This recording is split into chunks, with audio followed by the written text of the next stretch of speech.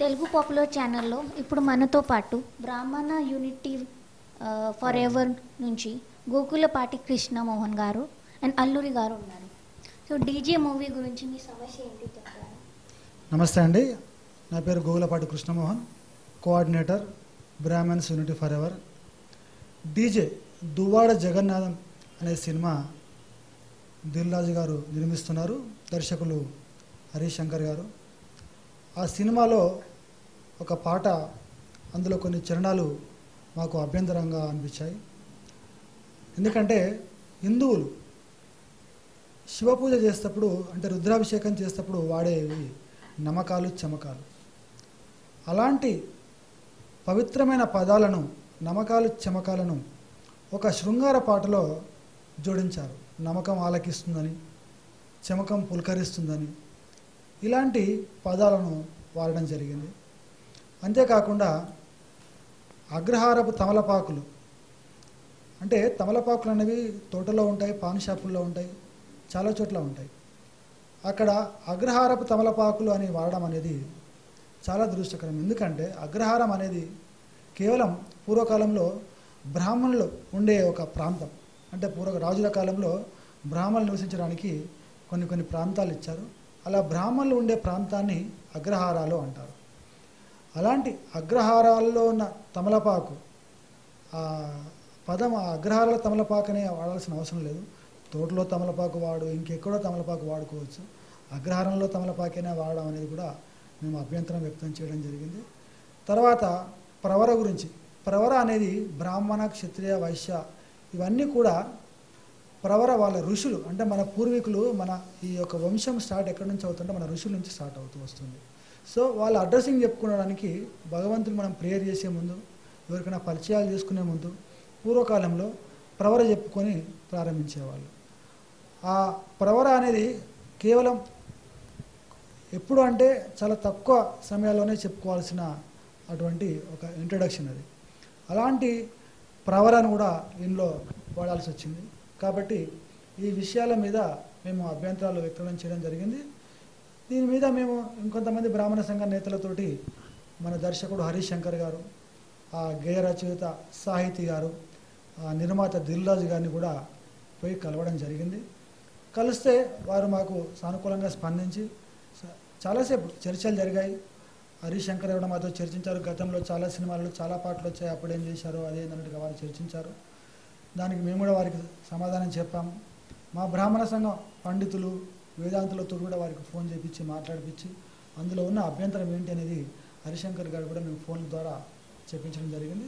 అప్పుడు వారు కూడా సానుకూలంగా స్పందించి తప్పకుండా ఏదైతే మీరు అన్నారో నమ్మకం చమకం అని అన్నారో దానికి మేము కూడా అగ్రి అవుతున్నానని, తప్పకుండా తీసేస్తాము. ఎందుకంటే అక్కడ అర్థదోషం ఉంది, వాక్యదోషం ఉంది. అలాంటప్పుడు అవసరం లేదు అక్కడ.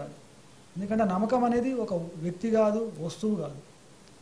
అది ఆలకించడం ఏంటి, అది పులకరించడం ఏంటి అంటే అర్థం లేని పదాలు వాడాలి. ఏదో ఆ మ్యూజిక్ తగ్గట్టుగా ఏదో ఒకటి అక్కడ జోడించాలని చెప్పేసి జోడించినట్టుగానే అనిపించింది. పెద్దలందరూ కూడా దాన్ని తప్పుపట్టడం వల్ల తప్పకుండా ఆ పదాలను మారుస్తామని చెప్పారు. ప్రెస్ మీట్ కూడా వారితో పెట్టించాము.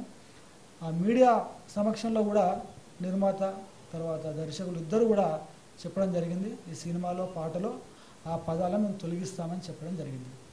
అయితే మేము కూడా హర్షం వ్యక్తం చేశాం. కానీ నిన్న 11వ తారీఖు నాడు ఆడియో రిలీజ్ అయింది. Duvvada Jagannatham cinema audio release అయింది.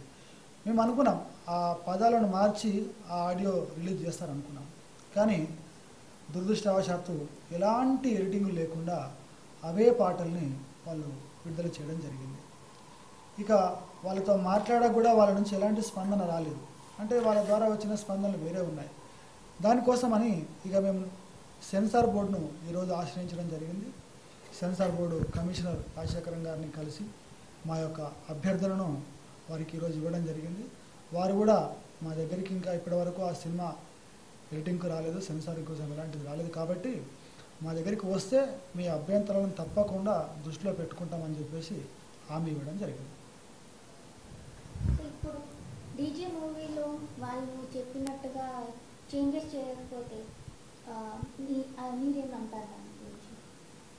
మొదటిగా నమస్కారం అండి. నా పేరు Aluri, Brahmins unity for ever coordinator నేను. దువ్వాడ జగన్నాథం ఈ పిక్చర్లో వాళ్ళు ఒక సాంగ్లో నమ్మక చమకాల అనే పదప్రయోగం చేశారు. ఒక శృంగారం సంబంధించిన సాంగ్లో ఈ 2 పదాలు వాడటం జరిగింది. ఈ పదాలు హిందూ మతం మొత్తం శివుణ్ణి ఆరాధించడానికి వాడుతుంది. ఇది ఎస్పెషలీ రుద్రుణ్ణి పూజించేటప్పుడు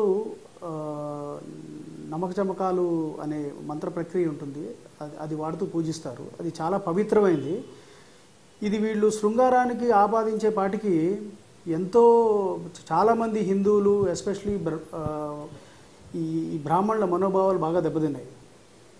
ఈ విషయంలో సెన్సార్ బోర్డుకి ఒకసారి కంప్లైంట్ ఇచ్చాము. ఆ తర్వాత హరిశంకర్ గారు నెక్స్ట్ పాట రాసిన సాహితీ గారు వాళ్ళ ఆఫీస్లో మీటింగ్ పిలవడం జరిగింది. మేము మా అభ్యంతరాలు వాళ్ళకి ఆ రోజు చాలా స్పష్టంగా చెప్పాము.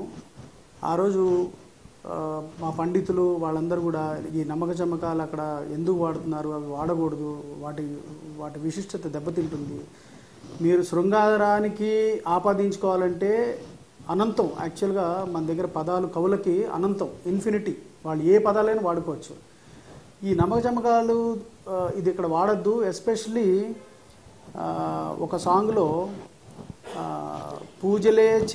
నీకు పూజలే చేయ ఆలకించిన చమకం అని చెప్పి వాళ్ళు రాశారు. అందులో ఆ అమ్మాయికి పూజ చేస్తుంటే ఆ శివుడు ఆలకించడం ఏంటి, అది తప్పది.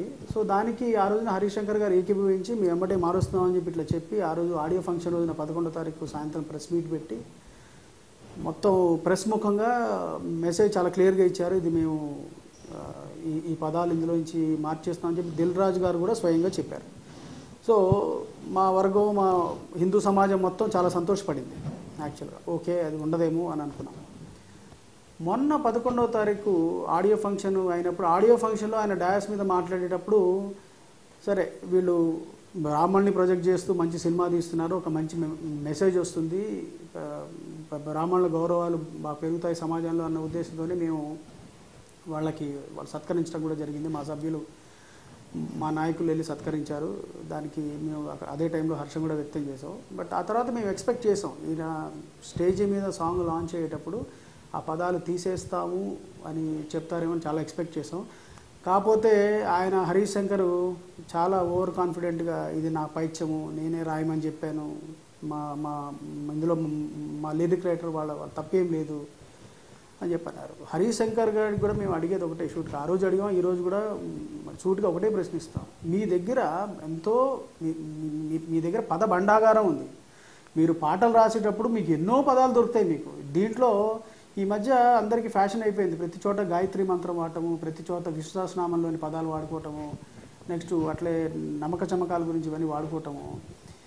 ఇవన్నీ హిందూ సమాజం యాక్చువల్గా ఒప్పుకోదు వీటిని. ఎందుకంటే మన సాంప్రదాయం, మన భారతదేశంలో ఎన్నో కులాలు ఉండొచ్చు, ఎన్నో మతాలు ఉండొచ్చు, ఎవరి విశిష్టత వాళ్ళకు ఉంటుంది. ఇక్కడ వాళ్ళ మనోభావాలు దెబ్బతీయకుండా మీరు రాసుకుంటే ఎవరికి ఎటువంటి ఆక్షేపణ ఉండదు.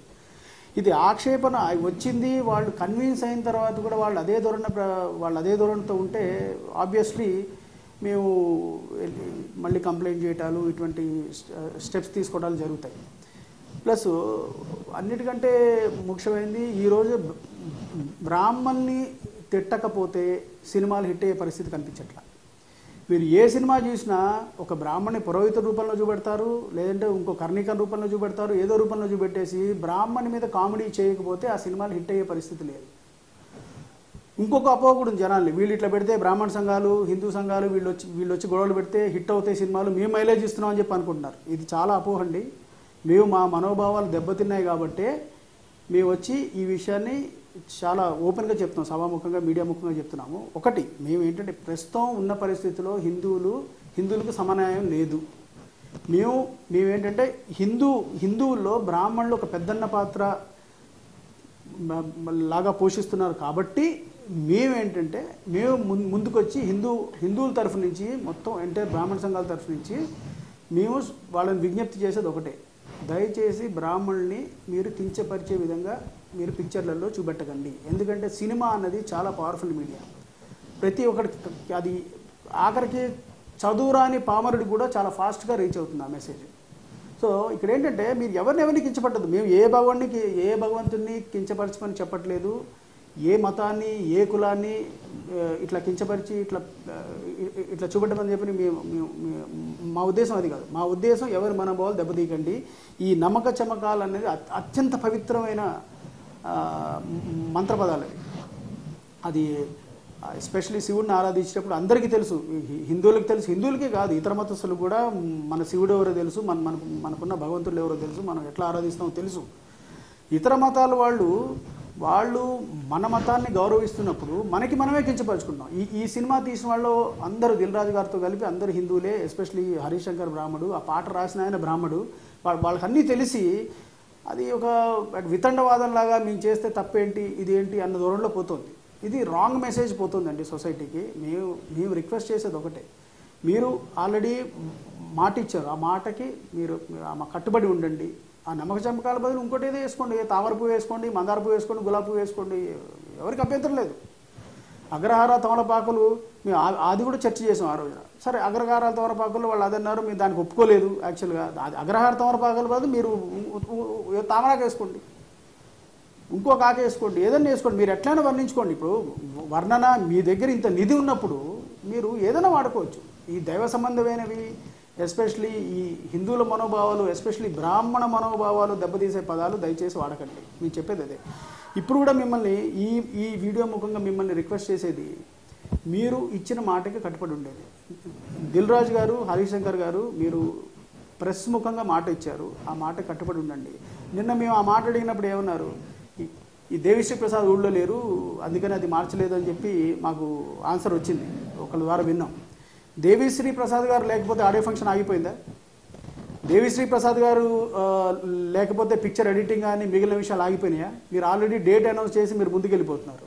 ఈ ఒక్క విషయానికి దేవిశ్రీ ప్రసాద్ ఆయన ప్రజెన్స్ మీకు ఎందుకు అవసరమైంది? ఇక్కడ ఆయన దగ్గర చాలామంది జూనియర్లు ఉంటారు, ఆయన